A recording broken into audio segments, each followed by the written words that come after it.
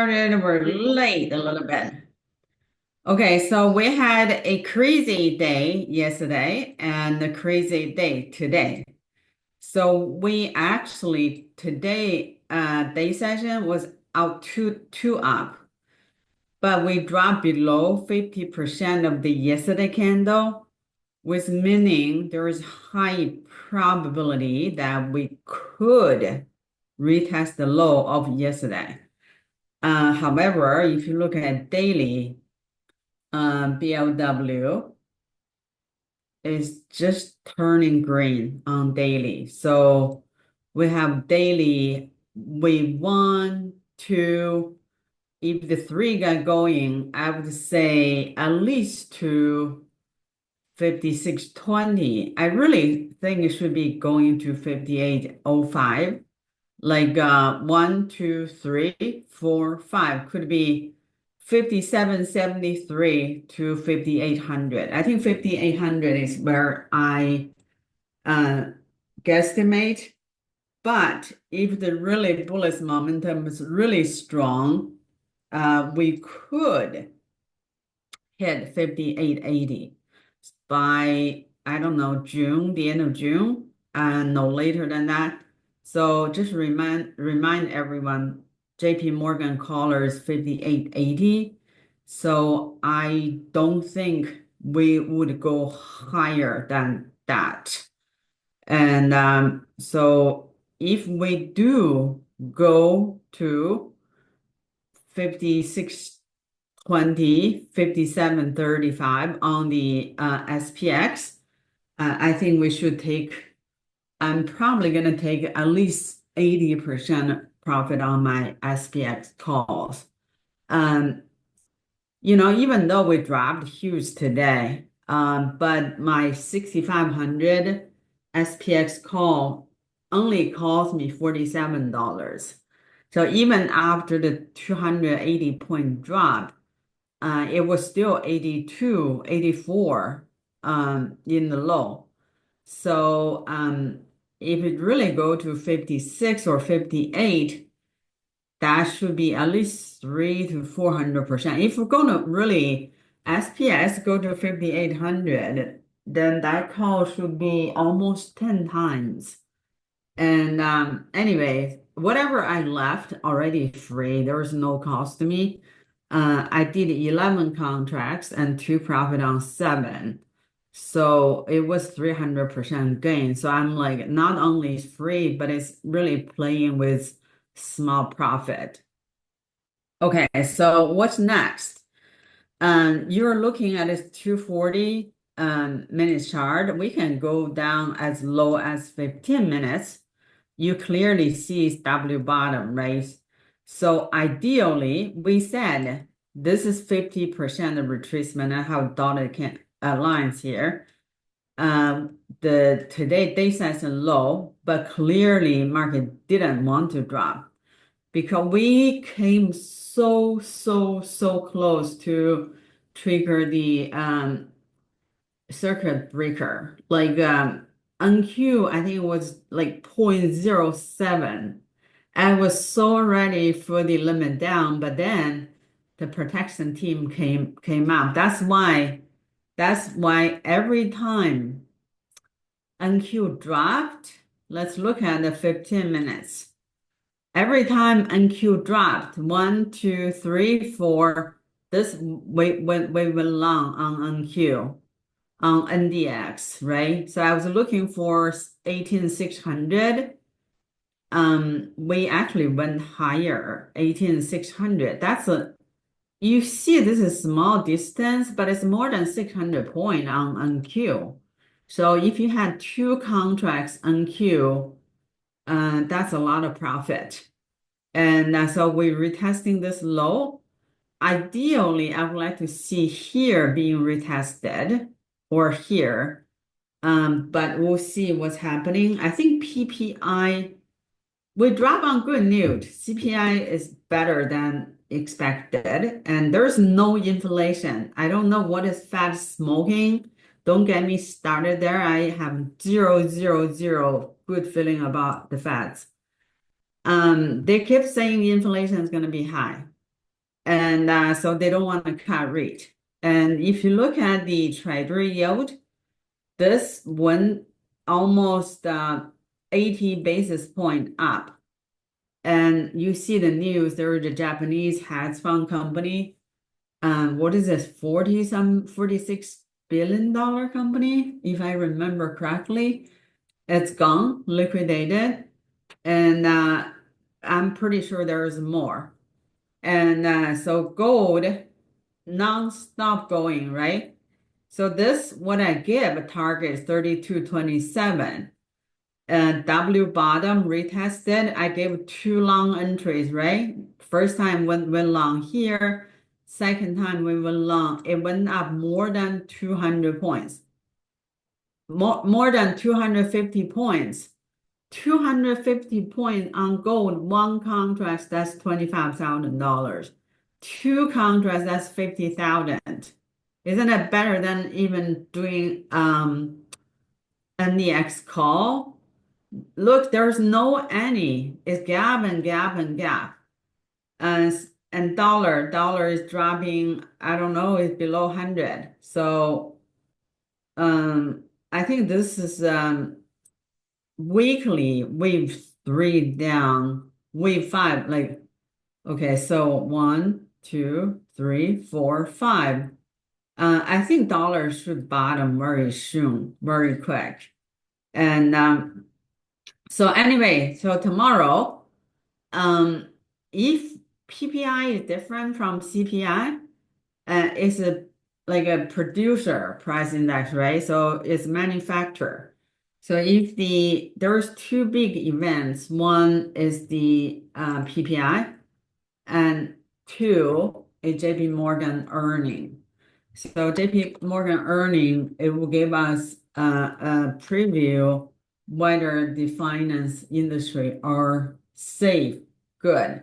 So it's tomorrow 8:55 a.m. Eastern. So it should be around 6, like 5, that's 6 a.m. Central Time. And PPI would be 7:30. So two important events tomorrow that would decide the market, but I do think market bottomed. So we have 1, 2 on daily, and then 3 would be at least 56.20. I'm hoping for 57.70 because everything here, don't forget, none of them are fresh. They've been coming back and forth and many times, right?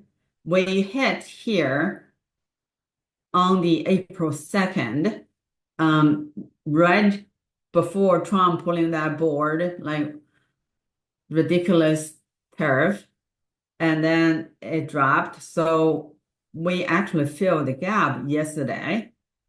And now we are going back. So if we do go, like really the fresh supply zone should be at least 57.73, like 5,800 area. So that's where I'm aiming to. And let's see whether we get that. And there's really nothing else to say. So we already know in the last two runs what's doing well on this run, right? So we have today actually AVZO, it was better than anything else because day candle for a while was green hammer, but it gave all back. And Apple actually was stronger too. Apple never really dropped below this low. We went long on the call. Even even if you didn't take profit here, your call should still be green, right? Netflix is strong. Market dropped lower, but this didn't drop low. So if we do go again, you know what to do, right? So we did SOXL. I still have a tiny position on, not a lot. Today is a day that I did not want to do heavy. And I told you guys, do not do heavy positions. It's so volatile, like 300 point a day on ES. I mean, that's like a before unheard of, now become norm. So, okay, so we can play it. We can play up 500 points, 300 points, and down 200 points, as long as we manage the risk. So tomorrow, I am leaning bullish. Just because all the bad news out, like what's more there to screw the market high more. So it's time. I mean, do you think the fund manager Q2 don't want to have another Q, like no bonus? So anyway, so if market go up from here, I'm fine because we already have some long positions. And if market do drop, retest the yesterday low, near 5,000, I'm even happier because so I can load the more call as much cheaper, right? So we want to treat this daily wave 3 up should be the most explosive, right? So consider how violent the drop has been. And so the 3 could actually, can it go higher to 6,000? Yeah, possible. Anything is possible at this point, right? So I hate predicting things. So if you look at this is QQQ, right? So you have 100, 200, all the same area. For 495. I think this yellow one is 50. If I don't usually use moving averages. I don't know why I started use it nowadays. So this is 20. Let's put on 50. Okay, so we should at least retest like 590, 582, right? That's where 200 and 100 were the. So that's what I'm thinking. 1, 2, 3, 4 somewhere, and 5. Um, if by tomorrow morning open and market went up too much, the wave indicator really is for trading wave 5. Um, right now, if you look at, I don't even trust any indicator to be honest. Even though this tell me 1, 2, it doesn't mean anything. If Trump saying I'm gonna do 200% tariff on China, I can see him doing that. It's not something crazy. I mean, Trump can do anything. So look at this ES is like 1, 2, right? But if you look at SPY, it's still saying wave 4. So I don't really trust anything what I see.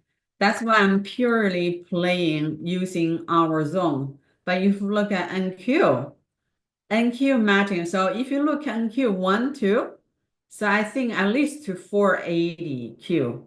If really Q's the bullishness really strong, I could see 496 possible because if you look at it, we hit value area low. If we could get above the POC, naturally we can see 505, right? It's like a pendulum, like from left to center and right. I mean, can it send center and come back down? Yes, very possible. Because this is a well accepted, a fair price. Right now, this is unfair price. It's cheap, right? So we could, if the bullish momentum, if Trump tweets something like 10% tariff is canceled and has some crazy deal with China, and before you know, this thing could hit 506. Very possible. So anyway, so I'll be very careful and very cautious going short. Because what could be worse? All the worst is behind us, I would think. And any positive news, yesterday I said the same thing, and today I repeat, tiny little bit of positive news give market hope. The market could pop another 500 points. And unless you manage your stop loss tightly, I manage my stop loss. You guys can see very tight. Like if I say I would go long, people always ask me, and sometimes I get offended because what do? We go long at demand zone. Why do we go long? We see reversal. And I show you this 20 times a day. We went long and the red stop loss. And you keep asking me where the stop loss. And like I'm sometimes it's not I'm being rude, I just don't want to answer it. Because if you're a good student, you know if our long entry is based upon the demand zone at reversal up and it drop below this, sometimes I'm being very kind. I'll say, hey, take stop loss if it goes above or below something.